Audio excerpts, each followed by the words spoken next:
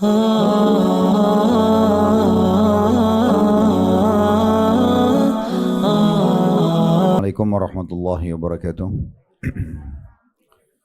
Alhamdulillah, selalu saja lisan kita memuji dan memuja Allah atas nikmat yang Allah berikan kepada kita sebagai tanda syukur. Berterima kasih kepada Allah Subhanahu wa taala atas nikmat Islam, nikmat iman, kesempatan dan peluang untuk selalu belajar agama dan juga tergerak hati kita untuk selalu menambah amal-amal saleh dipenuhi dengan keikhlasan, semangat untuk selalu mengulang-ulangi dan mengerjakan perintah serta juga menjauhkan diri kita dari kesalahan-kesalahan. Dan terlalu banyak nikmat Allah yang harusnya kita syukuri, dan kalau kita ingin rincikan tentunya tidak akan pernah bisa kita merincikannya karena terlalu banyak. Dan Allah sudah berfirman dalam Al-Quran, wa in ta'uddu ni'matallahi la tuhsuha. Kalau kalian mau coba menghitung nikmat Allah maka kalian tidak akan mampu. Dan Allah Subhanahu wa taala mudahkan kita untuk bisa bersyukur dengan dua susunan kata ini, alhamdulillah. Maka sangat mudah sekali untuk kita bisa menambah nikmat dengan banyak mengucapkan dua susunan kata ini.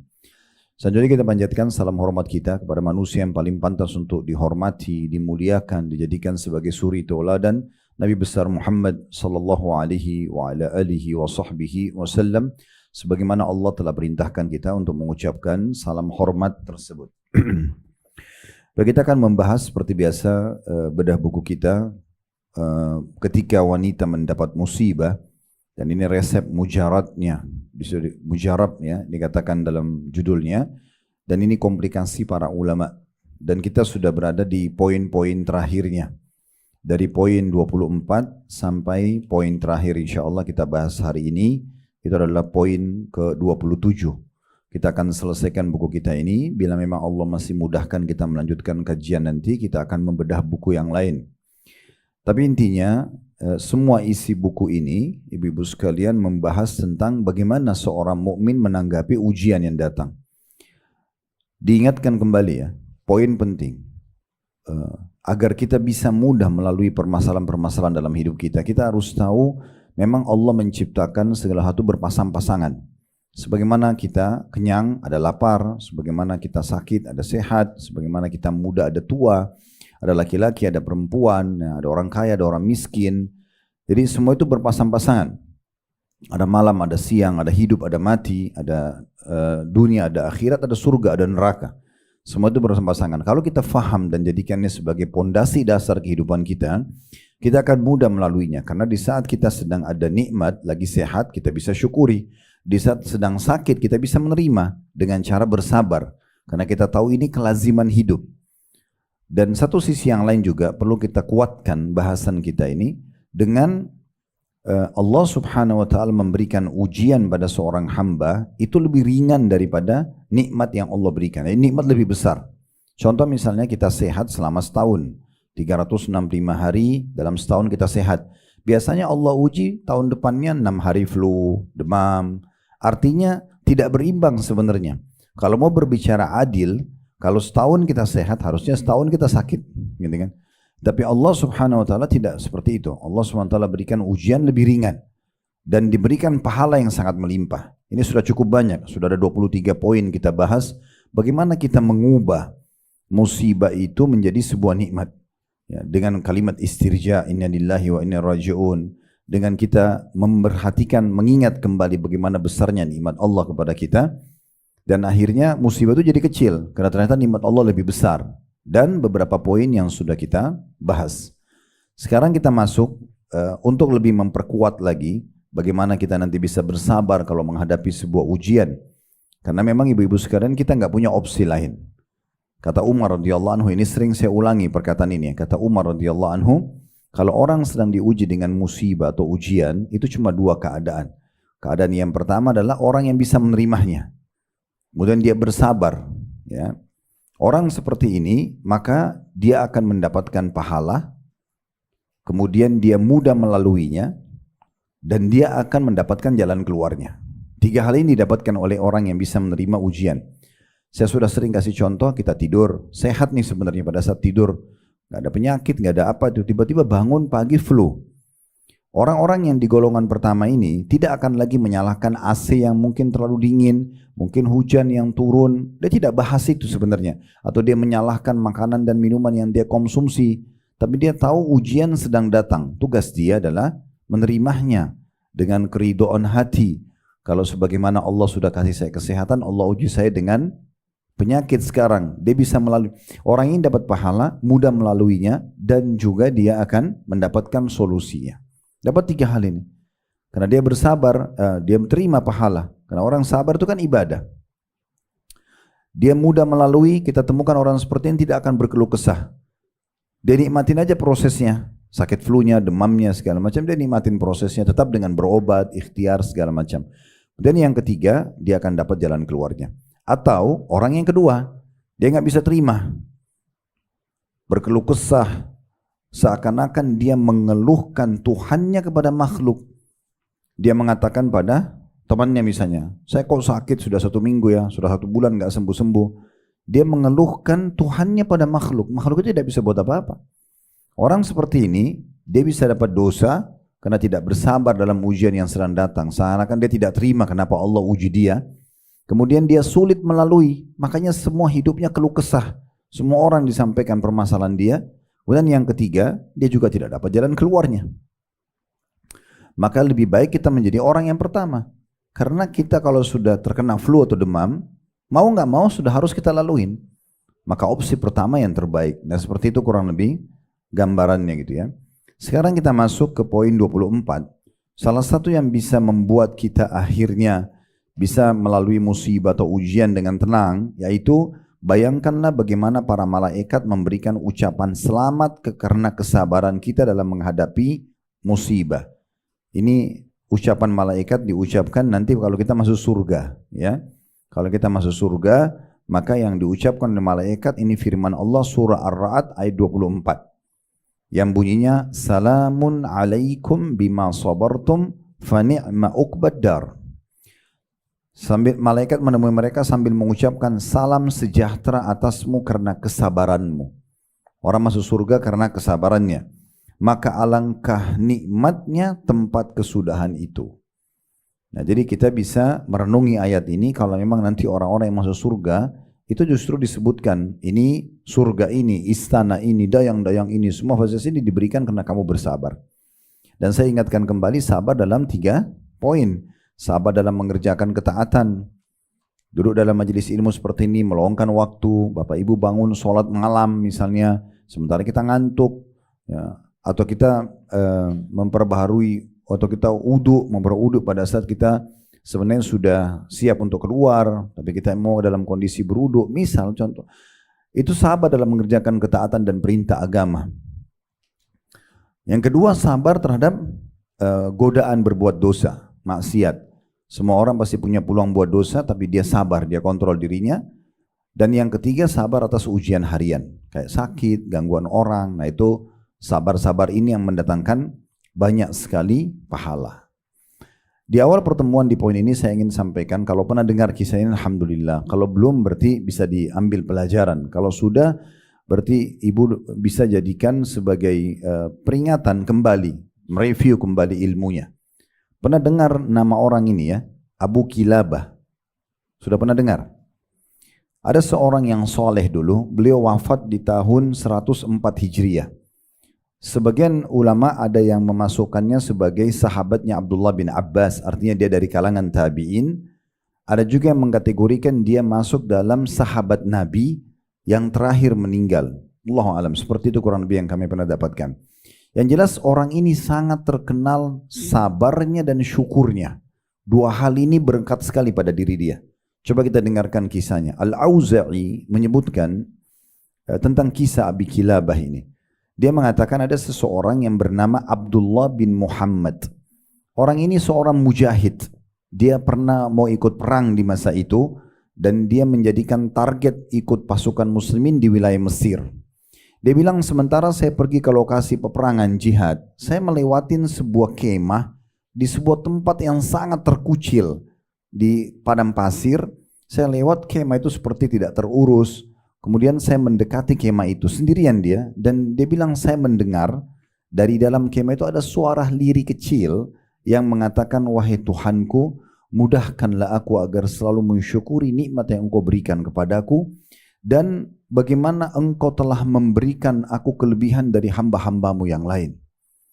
Kata Abdullah bin Muhammad, saya masuk ke dalam kemah, saya temukan orang yang sedang ucapin itu, kedua tangannya puntung, kedua kakinya puntung, putus ya, dan mata serta telinganya sudah sangat lemah, sudah sangat tua, tidak punya dua tangan, tidak punya dua kaki, luar biasa fisiknya cacat, mata telinganya sudah tidak terlalu kuat mendengar, matanya pun sudah rabun.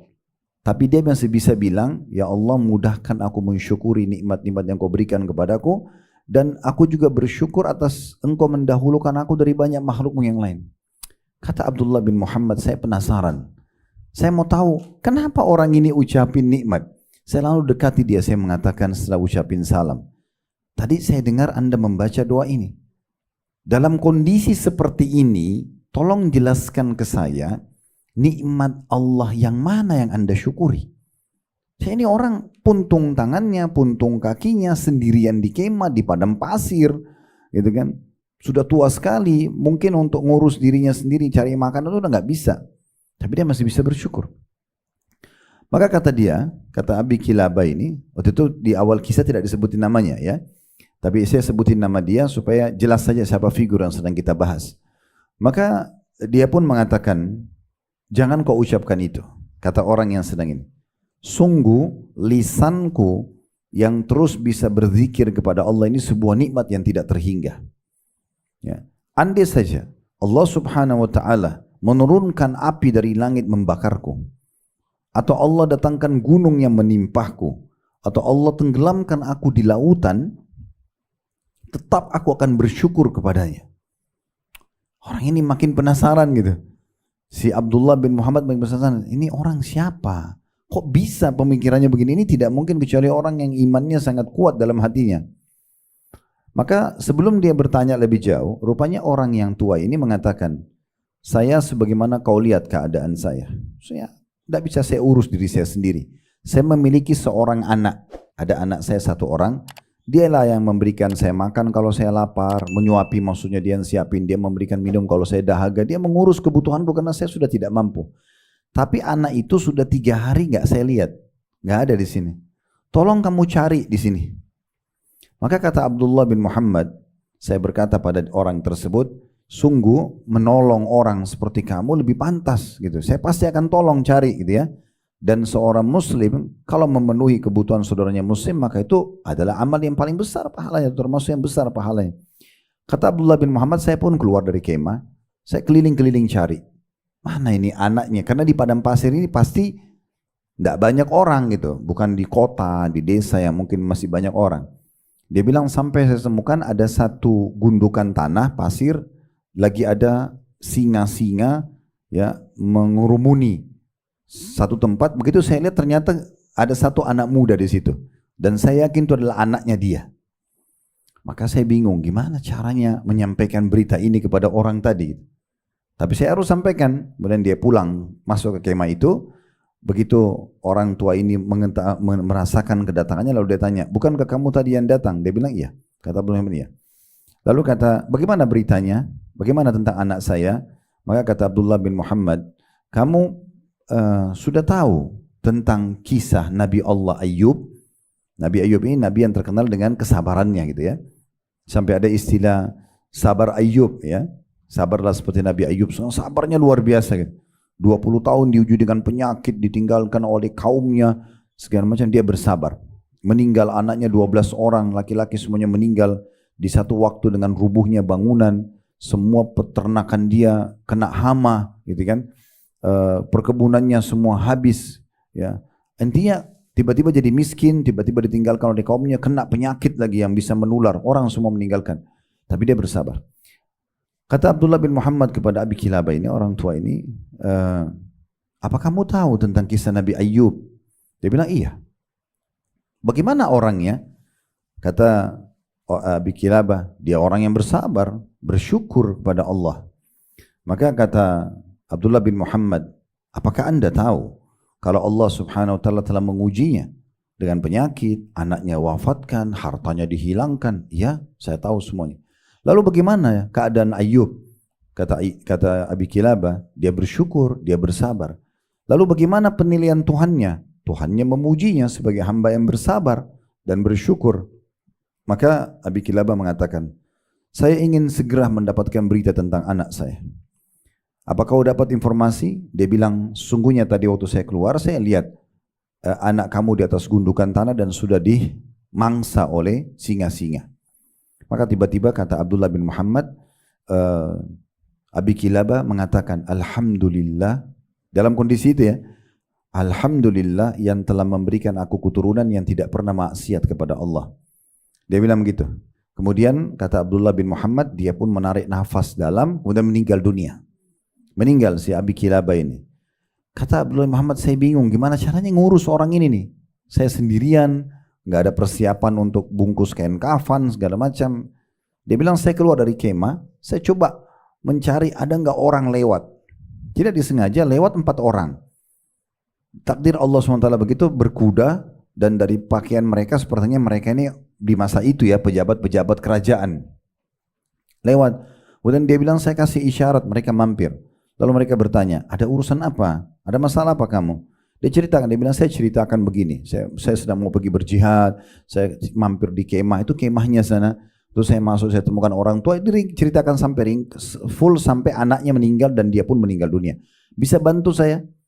Kata mereka berempat, coba tunjukkan kami di mana jenazahnya. Dan waktu sampai di kemah, singkap wajahnya, karena wajahnya sudah ditutup oleh Abdullah bin Muhammad. Coba singkap wajahnya, disingkap wajahnya. Waktu disingkap wajahnya, tiba-tiba 4 orang ini mencium-ciumi wajah orang tersebut. Dalam riwayat ini disebutkan, dicium wajahnya, dicium tangannya, sambil 4 orang ini mengatakan, sungguh mata yang tidak pernah melihat dosa, sungguh ya tangan yang selalu tidak pernah menyentuh yang haram. Begitu dipuji. Lalu kata Abdullah bin Muhammad, semoga Allah merahmati kalian. Siapa orang ini? Kata mereka berempat, kamu tidak kenal orang ini siapa? Ini adalah Abi Kilabah. Orang ini pernah diminta oleh khalifah untuk menjadi hakim di kota Basrah. Karena ilmunya sangat dalam agama. Lalu dia melarikan diri ke negeri Syam sampai ke Mesir. Mengucil. Dan sudah lama kami cari orang ini. Karena dia diminta untuk menjadi hakim karena ilmunya luas. Tapi dia melarikan diri karena dia tidak mau dihisab sama Allah hari kiamat. Dan orang ini adalah orang yang sangat luar biasa ya secara iman dan ilmu. Maka kata Abdullah bin Muhammad, kami pun akhirnya menguburkannya, ya, mensolatinya, kemudian kami berpisah. Kata Abdullah bin Muhammad, setelah saya tiba di tempat peperangan di lokasi muslimin, malam hari saya tidur. Waktu saya tertidur, saya mimpi melihat Abi Kilabah. Dalam kondisi dia di surga, dia menggunakan pakaian-pakaian surga, wajahnya sudah berubah jadi muda, sehat, cacat tubuhnya sudah tidak cacat lagi, sempurna. Lalu saya bertanya dalam mimpi, dan dalam mimpi orang tidak bisa ngatur gitu. Dia bilang, saya tanya, bukankah kamu yang saya temuin di kemah itu? Kata Abi Kilabah, iya. Lalu apa yang Allah balas? Dia bilang, seperti kamu lihat, ketahuilah sesungguhnya Allah memiliki derajat-derajat di surga tidak dikasih kecuali orang yang sabar dan syukur. Lalu kemudian dia ya membacakan firman Allah Subhanahu wa taala, nanti itu akan disebutkan di poin setelahnya ya, di surah Az-Zumar di poin nomor 26 nanti ya. Innama yuwaffas sabiruna ajrahum bighairi hisab. Sesungguhnya Allah hanya orang-orang yang bersabarlah yang akan disempurnakan pahalanya tanpa batas. Nah, ini pelajaran penting gitu ya. Bahwasanya memang orang kalau bersabar, apa yang dijanjikan oleh Allah SWT itu semuanya benar. Di antaranya ungkapan malaikat yang kita dapatkan karena kesabaran kita. Kemudian yang ke-25, bayangkanlah bahwa Allah Ta'ala menyertai kita apabila sabar dalam menghadapi musibah. Jadi kalau kita lagi ada ujian sekecil sampai sebesar apapun, kalau kita bersabar, Allah akan bersama kita. Lalu apa yang kita perlu khawatirkan? Kalau Allah bersama kita, toh kalau sedang ada nikmat, ada makanan, ada minuman, ada pakaian, ada pekerjaan, ada segala macam, maka yang ciptakan kita Allah, yang ciptakan nikmat itu Allah, yang bisa pertahankan hanya Allah. Kalau kita sedang ada ujian, musibah, yang ciptakan kita Allah, yang ciptakan musibah itu Allah, yang bisa memberikan jalan keluar hanya Allah. Lalu apa yang perlu dikhawatirkan atas nikmat ataupun musibah kalau Allah bersama kita? Tapi syaratnya nikmat itu kita syukuri, musibah itu kita sabari, ya.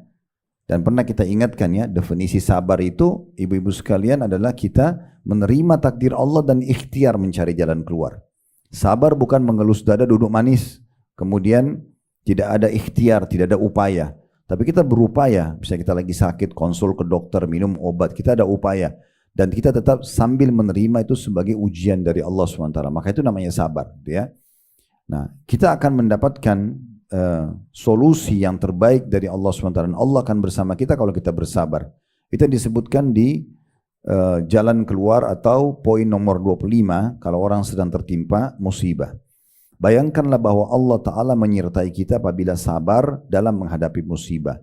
Sebagaimana Allah kekalkan dalam surah Al-Baqarah ayat 249 yang bunyinya Wallahu ma'as sabirin. Dan Allah beserta orang-orang yang sabar. Di sini makna beserta adalah Allah selalu menemaninya. Allah tahu musibah yang sedang menimpa kita. Allah tahu kalau kita sedang sakit. Allah tahu kalau kita sedang diganggu orang. Allah tahu sedang ada ujian-ujian tersebut. Agar sebenarnya kita lebih mendekatkan diri kepadanya. Justru momentum yang paling tepat untuk lebih khusyuk dalam doa, dalam ibadah justru pada saat ujian itu sedang datang.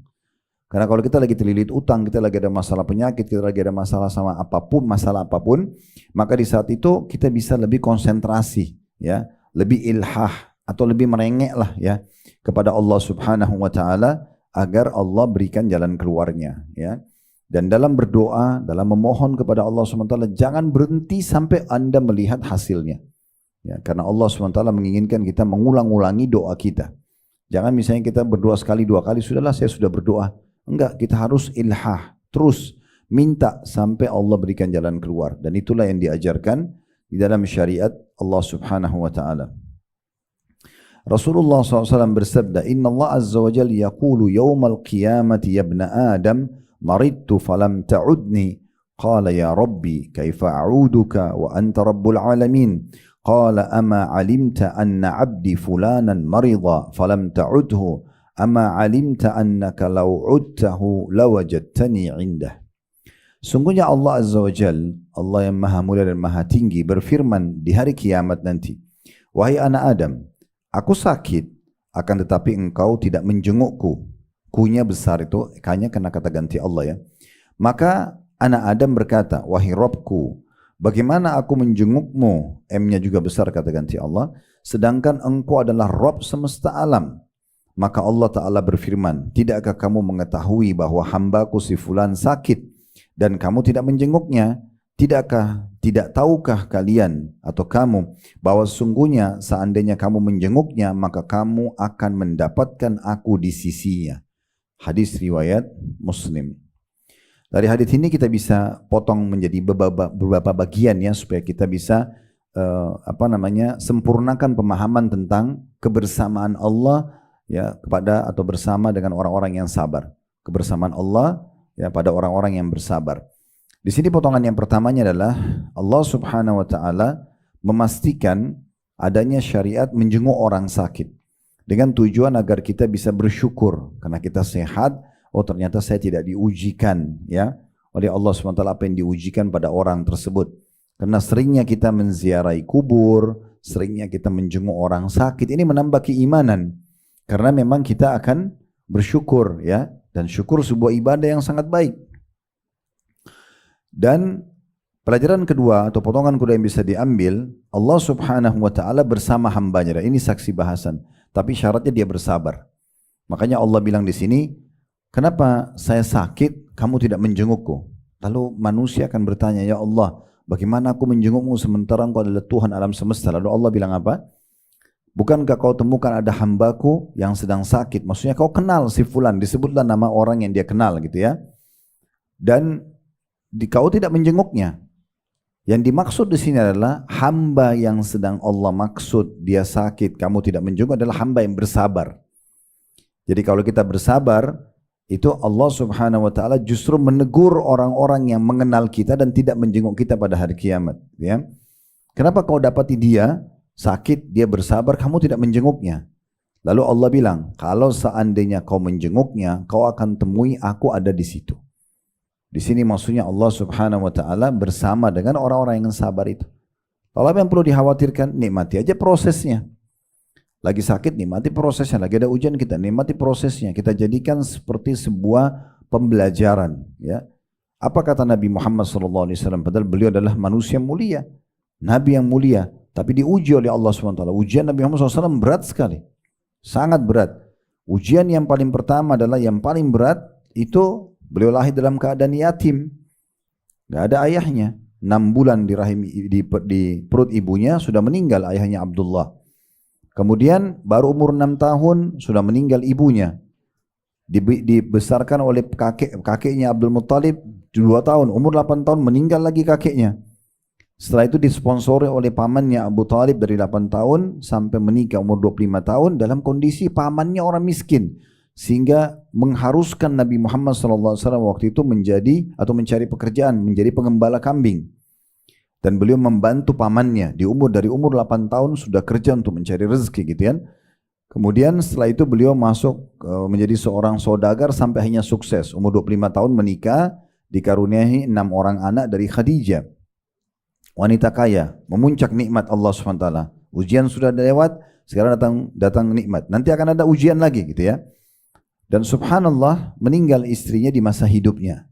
Dan Khadijah termasuk ya orang yang paling banyak mendukung dakwah. Dan dia disepakati oleh ulama adalah wanita pertama yang masuk Islam, yang membenarkan risalah Nabi Muhammad SAW. Dan 6 orang anak yang lahir dari rahimnya, 2 laki-laki dan 4 perempuan. Laki-lakinya adalah Al-Qasim yang pertama dan yang kedua Abdullah, meninggal masih bayi. Ini ujian lain. Ya, jadi 6 orang anak Nabi SAW dari Khadijah ini, itu 5-nya meninggal di masa hidup beliau, cuma 1 yang hidup dan meninggal 1 tahun setelah Nabi SAW meninggal. Dia dikaruniahi, sebenarnya Nabi SAW itu punya 7 orang anak ya, tapi kita sedang bicara anak beliau dari Khadijah. Karena anak yang ke-7 itu ada laki-laki namanya Ibrahim, dari istri yang lain namanya Maria. Tapi yang jelas dari 7 anak ini 6 orang meninggal di masa hidup beliau. 3 anak laki-lakinya, 2 dari Khadijah, Al-Qasim dan Abdullah, dan Ibrahim dari Maria, semua meninggal. Ya, kemudian yang 4 perempuan, Ummu Kalthum, Ruqayyah, Zainab dan juga Fatimah, ini 3 yang pertama meninggal di masa hidup beliau, dan setelah Nabi SAW meninggal baru Fatimah meninggal. Musibah apa yang lebih besar daripada ini? Punya 7 orang anak, 6 meninggal di masa hidup beliau. Ya, gitu. Kemudian setelah itu Nabi SAW diutus menjadi Nabi di umur 40 tahun. Waktu diutus 40 tahun, sebelumnya Nabi SAW itu sangat dicintai oleh masyarakat Mekah. Karena beliau terkenal dengan sifatnya as-sadiqul amin, orang yang jujur dan terpercaya. Namun tiba-tiba dibenci oleh mayoritas penduduk Mekah. Termasuk pamannya sendiri Abu Lahab. Ya, yang membencinya dan menyuruh agar anak laki-lakinya menceraikan anak perempuan Nabi SAW. Kemudian memerangi Nabi SAW. Ya, terus beliau dikucilkan, dicaci maki selama 13 tahun di Mekah, dari umur 40 sampai 53 tahun. Gitu kan? Ujian luar biasa. Nabi SAW pernah lagi tawaf dicaci maki, dikatakan penyihir, penyamun, pendusta. Dan itu dari keluarga-keluarganya sendiri. Sallallahu alaihi wasallam. Kemudian juga datang lagi ya, lagi sholat diinjak batang leher Nabi SAW, lagi sholat dituangkan kotoran unta, dan sekian banyak ujian-ujian yang datang. Setelah beliau hijrah ke Madinah pun akhirnya beliau mulai berkuasa menjadi raja pada saat itu 10 tahun di Madinah, tapi masih aja diganggu oleh orang-orang munafik yang tidak suka dengan Islam, dengan fitnah-fitnah yang luar biasa. Dan yang paling berat adalah kisah ifk. Disebarkannya gosip oleh Abdullah bin Salul, pimpinan orang munafik, bahwasanya istrinya Aisyah radhiyallahu anha berzina dengan Safwan, sahabatnya. Sampai Nabi SAW waktu itu bingung mau ambil keputusan apa, karena 6 bulan sempat wahyu terputus dari langit. Maaf, mungkin sebulan, saya mungkin keliru di poin ini, saya lupa ingat. Tapi yang jelas terputus wahyu dari langit beberapa waktu pada saat itu. Dan Nabi SAW coba mencari jalan keluar. Di antaranya beliau naik di atas mimbar, kemudian mengatakan, kenapa ya ada orang yang membicarakan keburukan tentang istriku, padahal sebenarnya aku tidak tahu kecuali kesucian dan kebaikan dia. Dan mereka membicarakan dan menuduh juga sahabatku, maksudnya Safwan, yang tidak pernah masuk ke rumahku kecuali bersamaku. Kenapa harus dituduh? Tapi akhirnya sahabat pun cekcok satu sama yang lain, saling menuduh di situ. Sampai akhirnya turunlah wahyu yang membela Aisyah radhiyallahu anha dari perzinahan tersebut dalam surah An-Nur, dan siapapun yang bahas surah ini pasti akan terlewatkan kisah ifk gitu ya. Sampai akhirnya terakhir di perang Tabuk sebelum Nabi SAW meninggal, orang-orang munafik berusaha untuk membunuh Nabi SAW, namun mereka tidak berhasil gitu ya. Seperti itulah kurang lebih gambaran ujian-ujian yang luar biasa yang datang kepada Nabi SAW. Baik, selanjutnya poin nomor 26. Bayangkan pahala yang besar dari kesabaran menghadapi musibah. Jadi selain malaikat ucapin kalimat selamat nanti di surga pada saat masuk karena kesabaran, selain Allah akan bersama dengan kita gitu ya. Kalau tadi dari kisah Nabi Muhammad SAW itu, beliau sendiri pada saat ditolak dakwahnya di Mekah dan di Taif, beliau mengatakan, ya Allah, kemana engkau arahkan langkahku? Ke masa depan mana? Ke musuh yang akan menguasaiku atau ke masa depan yang belum jelas? Tapi kalau engkau tidak marah ya Allah, aku tidak peduli. Jadi Nabi SAW tetap bisa menerima dan yakin Allah bersamanya, dan betul-betul Allah berikan kemenangan akhirnya. Kemudian poin nomor 26 ini ya, yaitu bayangkan pahala besar dari kesabaran yang dalam menghadapi musibah. Mungkin Anda tidak rajin sholat malam. Boleh memulai dengan sebuah poin yang mungkin banyak manusia lalai, karena malam hari orang ngantuk, kadang-kadang tidur gitu ya. Akan tetapi Allah Ta'ala memberikan musibah dengan sakit, maka bersabarlah, karena pahalanya tidak terhitung, mungkin melebihi pahala orang yang sholat malam sekalipun engkau sedang tidur ya. Karena kalau kita lagi sakit misalnya, kita nggak bisa sholat malam karena demam, kena flu berat gitu ya, atau apalah misalnya. Maka kalau kita sabar, sepanjang malam itu kita sedang dalam keadaan ibadah. Bahkan bersabar dalam ujian tersebut, kata beliau, bisa lebih besar pahalanya daripada sholat malam yang hukumnya sunnah. Karena sabar hukumnya wajib dalam menghadapi musibah gitu ya. Bukan pilihan sebenarnya. Jadi kalau ada orang tidak sabar bisa berdosa gitu ya. Dan Allah Subhanahu wa taala menyebutkan dalam surah Az-Zumar ayat 10, "Innama yuwaffas sabiruna ajrahum bighairi hisab." Hanya orang-orang yang bersabarlah yang disempurnakan pahalanya tanpa batas. Sebagian salafus saleh berkata, apabila engkau ujub atau membanggakan diri karena telah dapat melakukan sholat malam, maka ingatlah orang-orang yang lebih tinggi derajatnya daripada Anda. Mereka sedang tidur di atas kasur-kasur mereka, akan mereka adalah orang-orang yang sedang diuji oleh Allah SWT dengan penyakit, lalu mereka bersabar. Kalau sudah tahu alhamdulillah, kalau belum tahu ada riwayat Nabi SAW yang mulia menyebutkan, bila seseorang terbiasa dengan satu amalan di masa dia sehat, misalnya ibu suka sholat malam di saat lagi sehat, sholat duha misalnya, membaca beberapa ayat Al-Quran setiap hari atau menjaga zikir bagi petang atau semuanya ya. Satu waktu Allah datangkan ujian, kena penyakit, bencana alam misalnya, kita nggak bisa lagi sholat malam, misal contoh. Kita nggak memungkinkan sholat, atau kita biasa puasa sunnah Senin Kamis, satu waktu kita kena mah kronis misalnya, kita nggak, atau sudah faktor umur, sudah sangat tua misalnya, kemudian dia tidak bisa lagi berpuasa misal, karena di masa sehatnya dia lakukan, maka di masa dia sedang ada ujian tersebut, pahala-pahala ibadah yang dia lakukan di masa dia senggang dan sehat itu akan terus berjalan. Jadi walaupun dia tidak bisa lagi sholat malam, tetap dapat pahala sholat malam. Walaupun dia tidak biasa puasa Senin Kamis, tetap jalan puasa Senin Kamisnya. Karena dia kerjakan di masa dia lapang. Nah itu juga faedah yang bisa kita tambahkan di poin nomor 26. Besarnya pahala orang-orang yang bersabar gitu ya. Karena dia di saat lagi senggang dulu dia bersabar, dia bangun sholat malam, dia sholat duha, dia sedekah, dia baca Quran, dia luangkan waktu untuk majelis ilmu. Itu kan butuh kesabaran dalam menggerakkan diri kita datang ke majelis ilmu begini misalnya, atau kita bangun sholat malam, atau kita bersedekah di saat kita butuh, dan seterusnya. Itu kan butuh kesabaran. Nah nanti di saat kita sedang ada ujian, pahala-pahala amal-amal yang kita kerjakan di saat kita senggang dulu, itu akan kita panen gitu ya. Tetap berjalan pahalanya. Poin terakhir dalam bahasan kita adalah poin nomor 27 ya. Ketahui dan yakinilah bahwa pedihnya musibah di dunia ini hanya seperti mimpi saja atau seperti bayangan yang segera lenyap. Coba kita renungi dulu poin ini ya. Coba ibu-ibu sekalian merenungi kejadian yang pernah terjadi dalam hidupnya. Misal yang sudah berlalu ya. Pernah mungkin ada ujian apa, kita diganggu orang kah atau apa gitu ya, atau kita pernah sakit, atau kita pernah dalam kondisi susah secara ekonomi. Coba bayangkan itu, dan kita temukan dengan kondisi kita sekarang misalnya. Mungkin kita dulu dalam kondisi sakit, sekarang sudah sehat. Misalnya kita pernah flu, demam, kita pernah apalah ya, meriang dan segala macam. Di saat itu kita nggak nyaman sekali. Atau mungkin kita pernah dirawat di rumah sakit, sekarang kita sudah sembuh. Kalau kita membayangkan itu di saat sekarang, kita akan anggap seperti mimpi. Oh ya memang sih saya pernah dirawat di rumah sakit, tapi itu ya seminggu. Misal, contoh, atau saya pernah dirawat sebulan pun, tapi itu cerita tentang 5 tahun yang lalu. Maka itu seperti sebuah mimpi yang berlalu. Memang begitu keadaan dunia. Dunia ini nikmatnya dan ujiannya itu seperti orang mimpi. Sekarang kita makan makanan enak nih. Kita enak ya makanan ini. Tapi setelah selesai kita makan, sejam kemudian, kita hanya seperti itu berita yang sebuah mimpi yang berlalu gitu ya. Kita tidak bisa rasakan lagi nikmatnya makanan setelah makanan itu ditelan. Manisnya cuma ujung di lidah sebentar sekali gitu kan.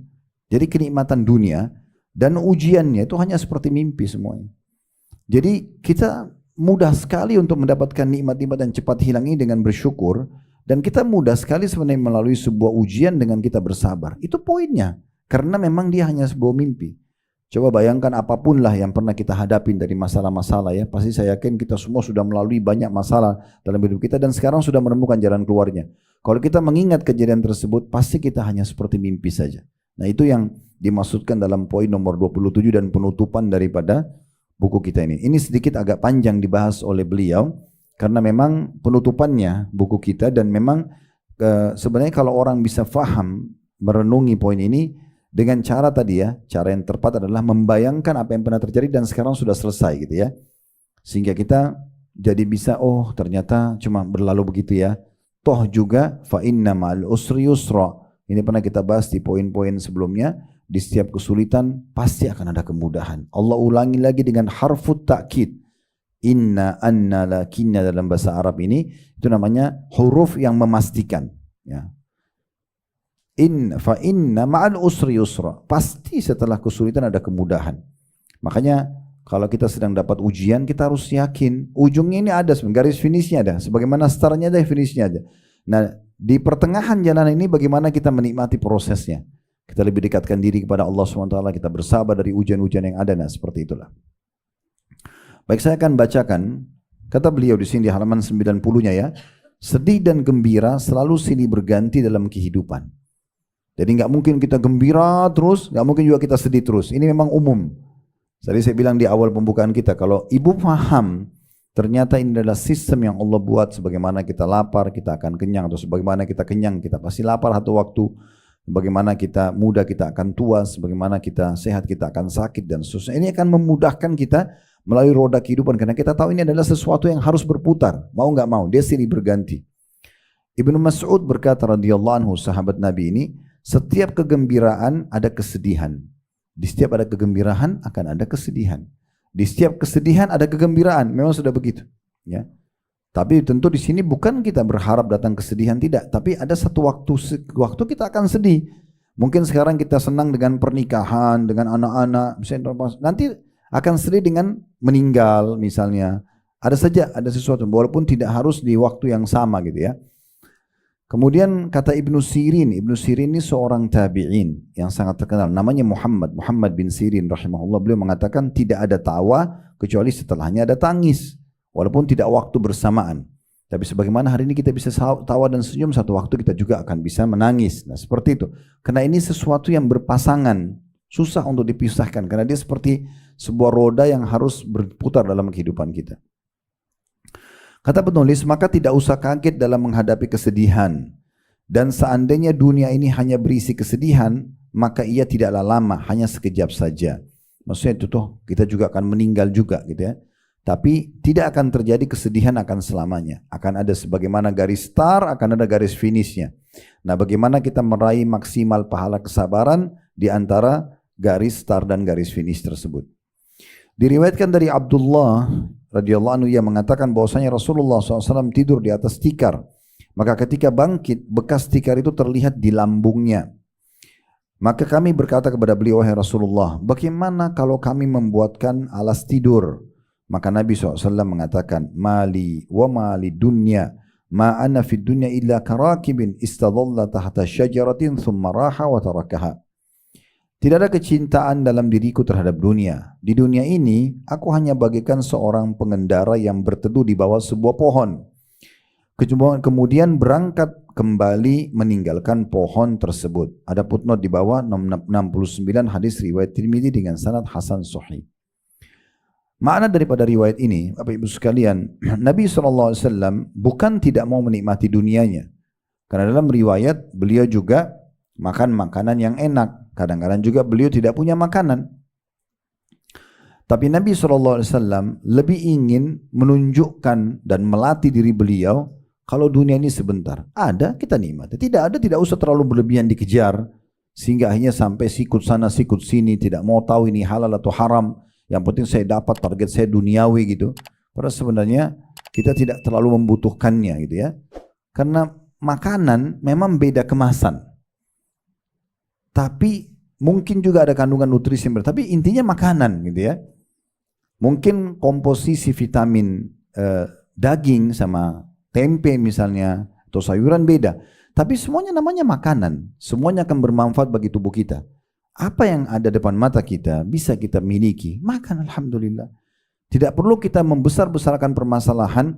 Kita tadinya makan ada yang ada nasi, tempe sama sambal, yang kita bayangkan adalah misalnya ayam yang mungkin tidak ada. Sehingga akhirnya hilang nikmatnya makanan yang sedang ada ini. Begitu juga dengan tempat tinggal, begitu juga dengan pakaian. Yang ada nikmati saja. Dan Islam membolehkan kita menikmati, bukan tidak. Karena dalam sabda Nabi SAW, yang lain kata Nabi SAW, kegembiraan dan kebahagiaan seseorang itu memuncak di 4 hal. Yang pertama, itu adalah rumah yang luas. Nabi SAW bilang begitu. Orang boleh punya rumah yang luas. Bahkan Nabi bilang itu, kegembiraan. Kemudian yang kedua, tunggangan atau kendaraan yang nyaman. Kalau masa dulu unta, kuda. Kalau kita sekarang mobil. Gitu. Kemudian yang ketiga, pasangan hidup yang baik. Perempuan soleha, laki-laki soleh. Gitu ya.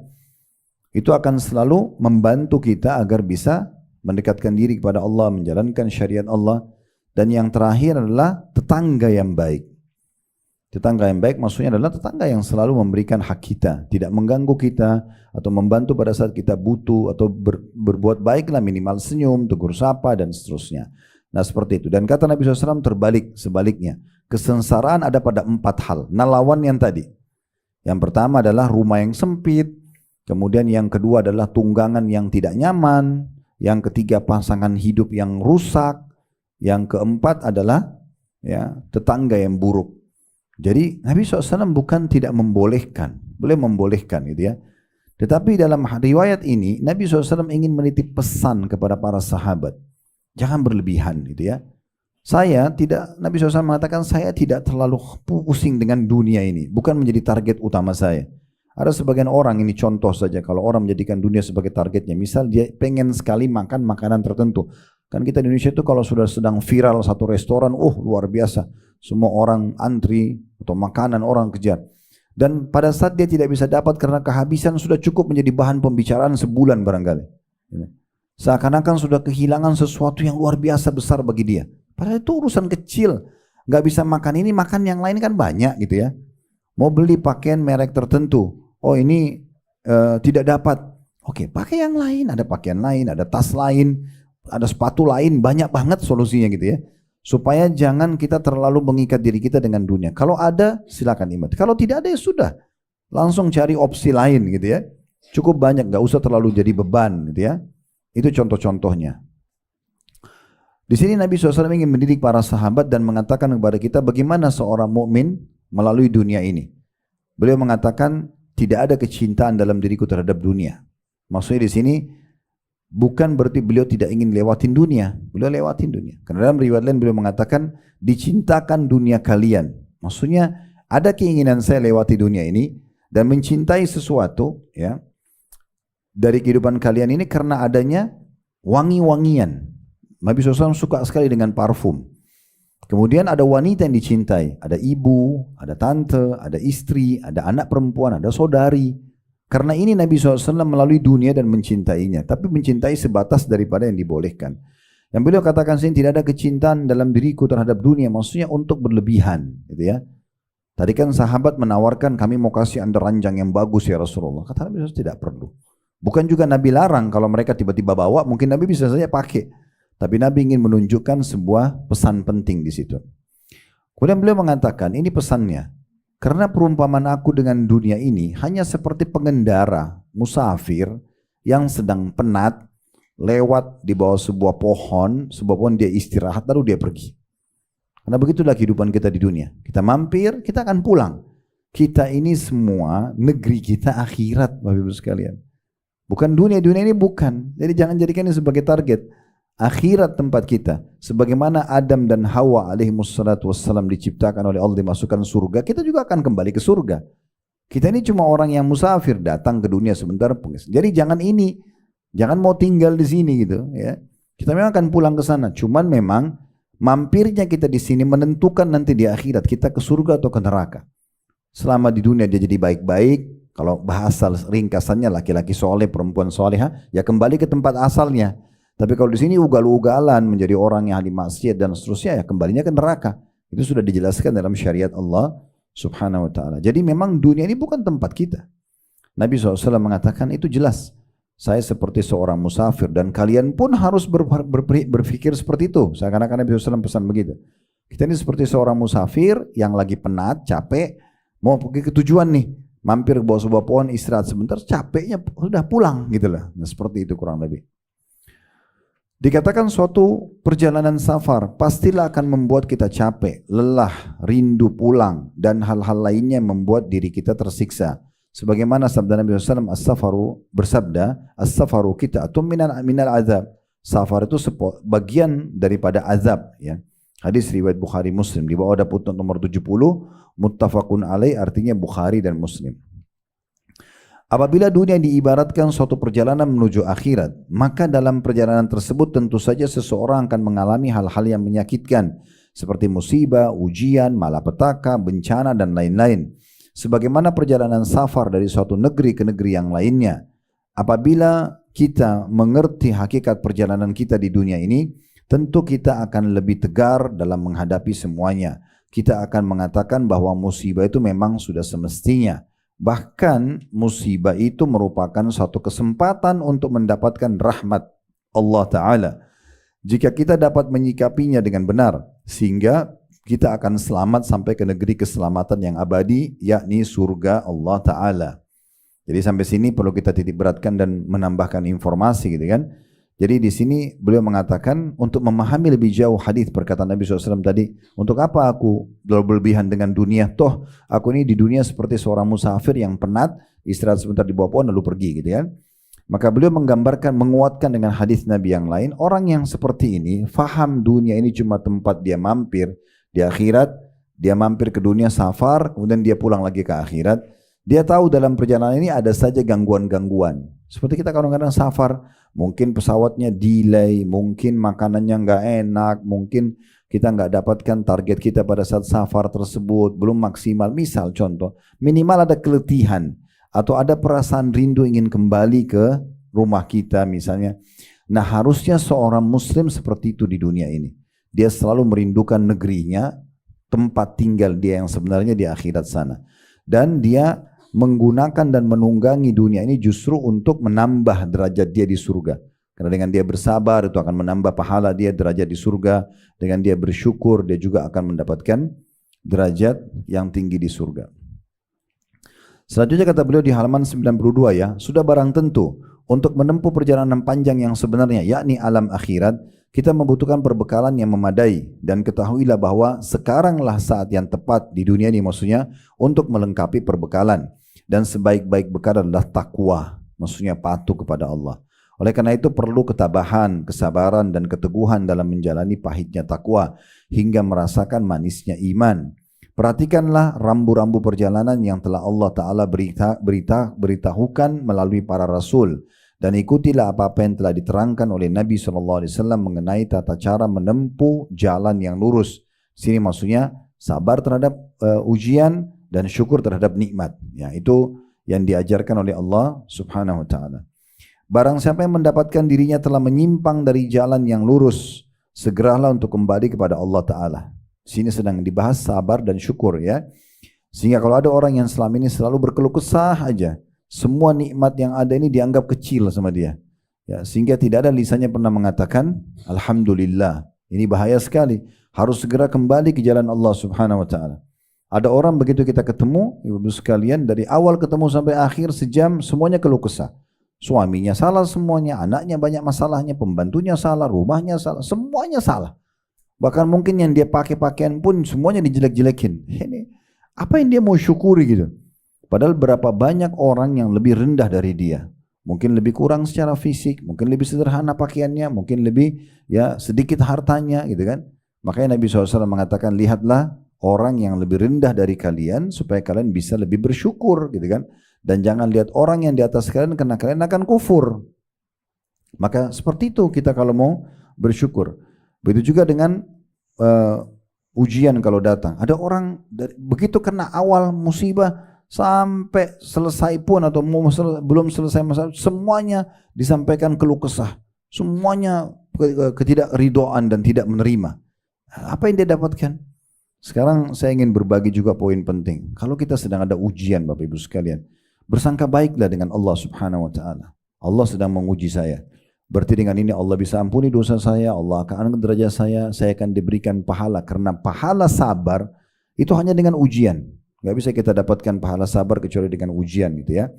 Lalu kemudian kita menjadikan itu sebagai ajang pendekatan diri kepada Allah Subhanahu wa taala. Allah lagi uji saya. Allah uji saya melalui orang ini, melalui orang itu, melalui harta ini dan seterusnya. Para sahabat-sahabat Nabi ridwanullah alaihim yang disiksa di Mekah oleh orang-orang kafir Quraisy, diseret di pinggir jalan, dipukul-pukulin sampai ada yang dibunuh, seperti kasus Sumayyah radhiyallahu anha. Istrinya Yasir radhiyallahu anhu, wanita pertama yang mati syahid dalam Islam, salah satu wanita yang mati syahid dalam Islam, tapi dia dihitung wanita pertama syahid dalam Islam. Itu budaknya Abu Jahal, lagi hamil, Abu Jahal tusuk dengan tombak, meninggal di pinggir jalan, orang menyaksikan gitu ya. Itu ujian luar biasa. Tapi para sahabat-sahabat Nabi ini, waktu orang-orang kafir Quraisy memukul mereka, mencaci maki mereka, menghina mereka di pinggir-pinggir jalan, ada yang orang-orang Quraisy bilang begini, saya berhenti menyiksa kamu itu bukan karena saya kasihan, tapi saya mau kembali besok lagi pukul kamu. Apa kata muslim-muslim di situ? Allah lah yang telah menggerakkan kalian untuk menguji kami, maka kami akan bersabar. Begitu luar biasa mereka menanggapinya. Kalau ada orang yang gosipin kita, ada orang yang ganggu kita, Allah Subhanahu wa taala memang mendatangkan dia sebagai ujian buat kita. Sabar gak? Itu poinnya. Ya udah, Allah lagi uji saya. Ya Allah, mudahkan saya selamat dari ujian yang kau berikan ini misalnya. Berikan aku pahala sabar. Begitu, karena kita berkeluh kesah pun tidak mendatangkan solusinya. Apalagi kadang-kadang kita berkeluh kesah pada orang-orang yang bukan ahlinya. Misalnya kita bicara pada kedua orang tua kita. Mungkin mereka sudah banyak beban hidup. Malah bisa masuk ke bab durhaka karena mungkin membebankan mereka. Berapa banyak orang berumah tangga bertengkar suami istri, setiap bertengkar pulang ke rumah orang tua, sampaikan ke orang tuanya. Lalu orang tuanya jadi beban pikiran. Ini bahaya sekali. Kadang-kadang mereka kalau lagi ada masalah ceritakan pada orang tua, sampai orang tua kepikiran, kalau sudah baikan nggak diinformasikan. Sehingga akhirnya orang tuanya pikir masih ada masalah. Gitu kan? Ada kejadian di salah seorang yang kami kenal, selalu orang ini, perempuan ini kalau ada masalah sama suami cerita sama orang tuanya. Satu waktu dia cerita lagi, orang tuanya, ayahnya langsung ambil keputusan, sudah mulai sekarang kau nggak boleh pulang sama suamimu, tinggal di sini. Dipaksa untuk cerai. Hanya dia minta maaf kepada orang tuanya, dia masih mau perbaiki, orang tuanya sudah tidak izinkan. Jadi karena seringnya nyampaikan, orang tuanya juga sudah bingung gimana solusinya. Ada juga di antara kerabat kami yang kami kenal, itu kalau ada masalah selalu datang cerita sama orang tuanya. Orang tuanya jadi berpikiran. Saya kadang-kadang duduk dengan orang tuanya menceritakan tentang kondisi masalah anaknya. Kalau menurut saya ini masalah tidak perlu mereka ceritakan, mereka bisa pecahin sendiri. Ya. Kemudian setelah mereka baikan, hilang beritanya, nggak pernah cerita lagi sama orang tuanya. Padahal orang itu tuh jadi beban terus. Atau kita cerita sama teman-teman, orang yang kita kenal. Ibu-ibu perlu perhatikan baik-baik ya. Kalau semua masalah ibu cerita sama teman-temannya, teman kita ini cuma dua keadaan. Teman kita yang setia, berarti kita buat dia sedih. Atau dia musuh yang dia tunggu itu. Memang dia jadikan itu momentum untuk, saya tahu kelemahannya. Rupanya dia sering ribut sama suaminya. Rupanya dia sama anaknya begini. Dia bisa nyerang kita setiap saat. Lalu apa yang saya harus lakukan, Ustaz? Ibu lakukan satu hal ini penting. Kalau mau curhat Bu ya, mau cerita apapun, hanya sama pencipta Allah SWT. Wudu pakai mukena, sujud, tuangkan semua dalam doa.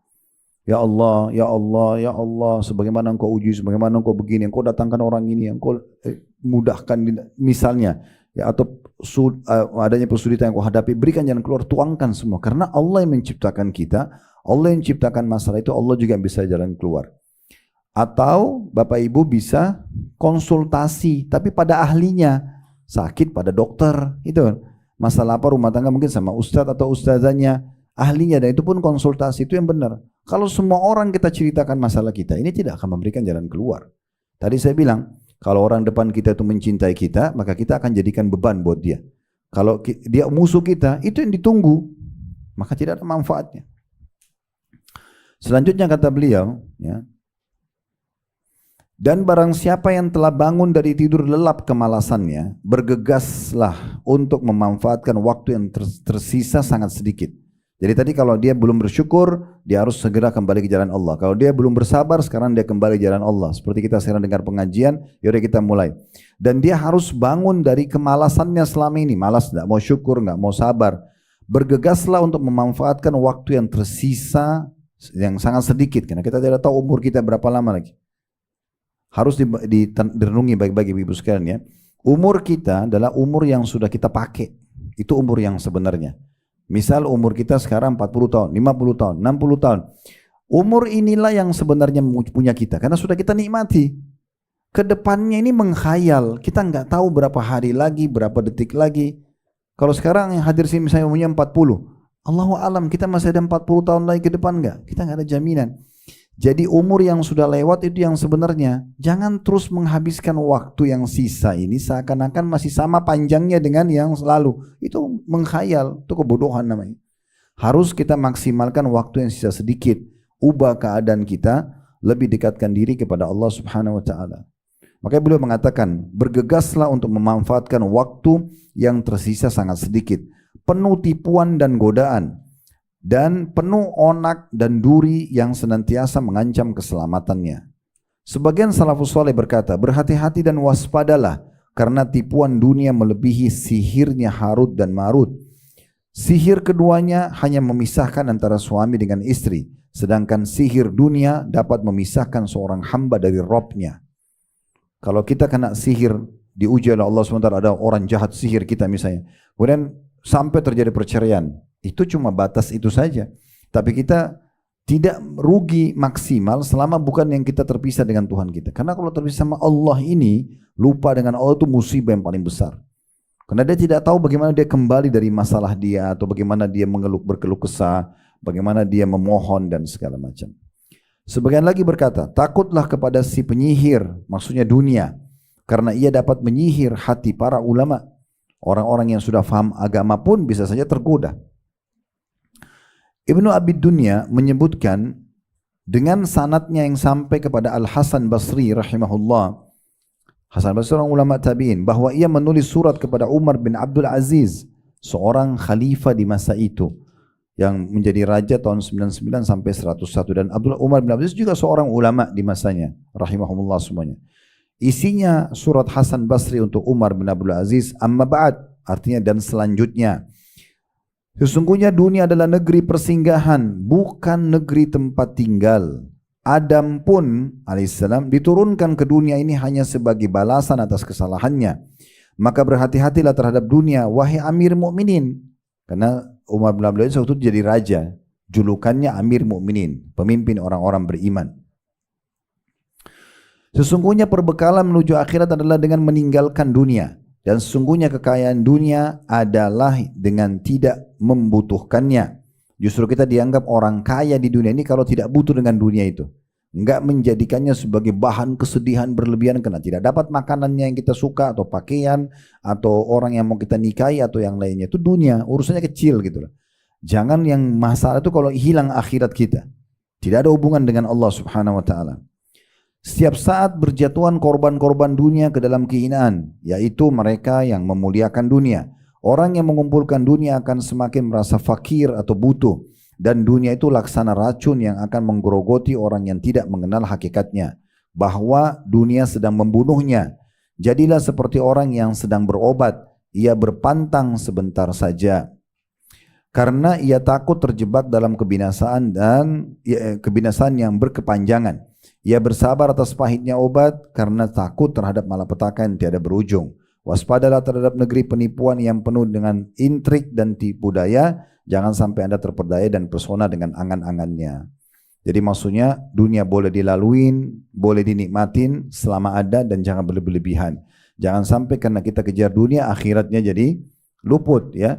Kita harus menjadikan, tanamkan dalam diri kita yang saya katakan, kita harus menjadikan tujuan utama kita kembali ke tempat tinggal asal, yaitu ke surga, itu ke akhirat. Dunia ini cuma sekedar mampir saja. Dengan itu nanti kita akan jadikan dunia ini hanya tempat justru untuk dilalui. Seperti musafir, gitu kan. Mampir di sebuah tempat, selesaikan hajatnya, lalu kemudian dia pulang. Allahu a'lam.